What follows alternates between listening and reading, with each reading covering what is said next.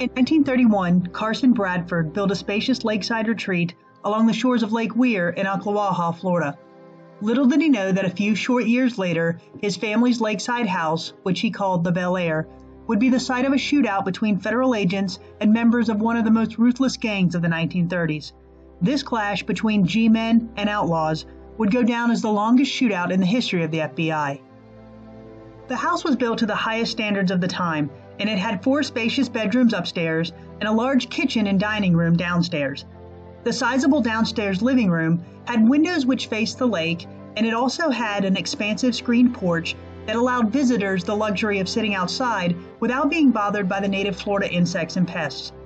The scene of this perfect vacation home was made complete by a walkway that led from the screened porch down to the lakeside and to the large dock and boathouse.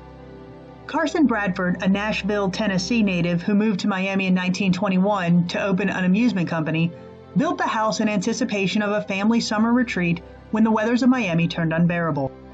In November of 1934, a friend of Bradford's approached him about renting the house to an interested couple from the north, the Blackburns.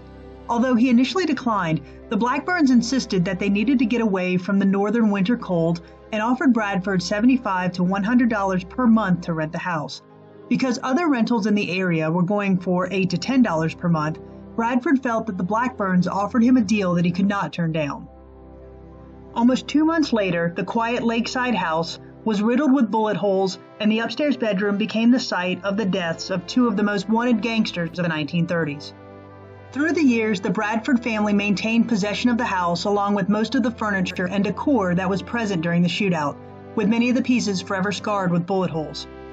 In 2016, the Bradford family made the decision to sell the land, with the house not conveying with that sale.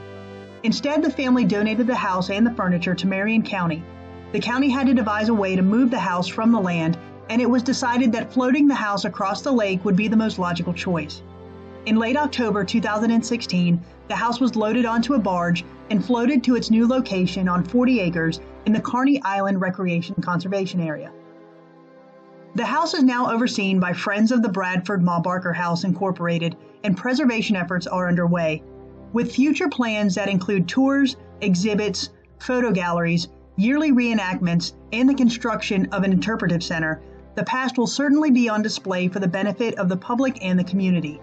It seems that the house, which played such an integral part in J. Edgar Hoover's fight against gangsters, certainly has an enduring spirit, much like the spirits of Ma and Fred Barker, because like the house and the furniture, it seems that perhaps the spirits of Ma and Freddie accompanied the house to its new location, forever hiding out in Ocklawaha, Florida.